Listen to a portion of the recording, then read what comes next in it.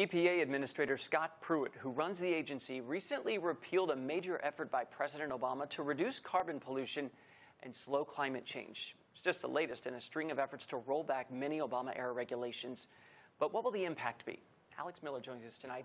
A lot of Obama-era climate experts, they're incensed over this. Yeah, they're really unhappy because it's only been around for 2 years. This is considered one of President Obama's signature pieces of climate legislation.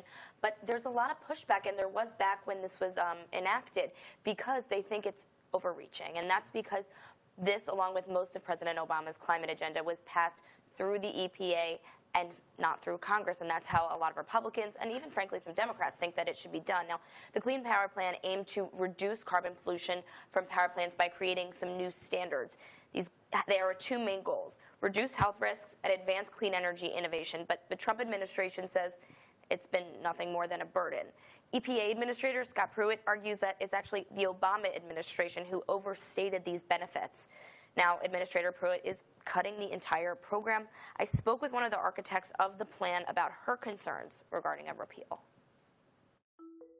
She had a major hand in creating the Clean Power Plan. Now, Carol Browner is about to see it dismantled. The rest of the world is a little taken aback that the United States is not providing the kind of leadership that we've been known to provide. The Clean Power Plan is all about reducing dangerous air pollution from power plants. We're doing a good job here as well, right? We have more wind, we have more solar, we have more efficiency. You know, we're doing a good job here, but we need to stay the course, and that's what these regulations are about. Browner says EPA Administrator Scott Pruitt's decision to repeal this plan shows he's not concerned with the goals of the Environmental Protection Agency. The agency has a mission. It's clean air, clean water, protect the health of our citizens, protect the health of our environment.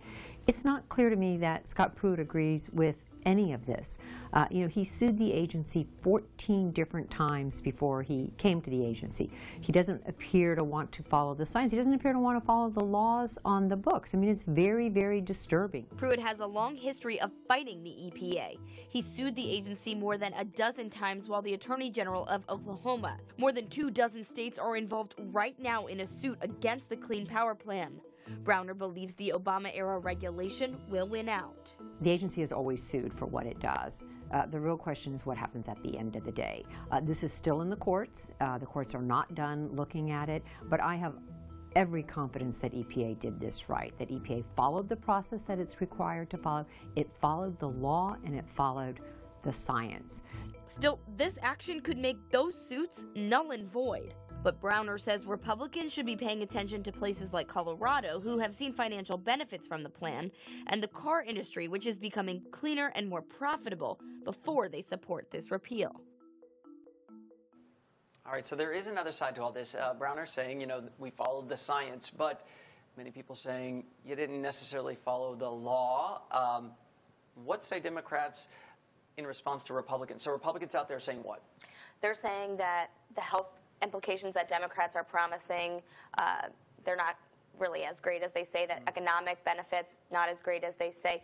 They're also wary of all these regulations on businesses. This is a typical thing that we hear from Republicans. They don't want these businesses to be regulated, and part of what they worry is that if this rule continues, then it might set a precedent for rules down the line. So what do they want? Them and industry groups are actually happy about this repeal, but they want there to be a replacement. They don't want to leave a big gaping hole, because then it opens them up for lawsuits. So they think that the repeal is great, but they need Pruitt to come forward with a new plan. What that is, we don't know. Okay, so we have health care repeal and replace. We have clean power. All right. Just add it to the list. The to-do list.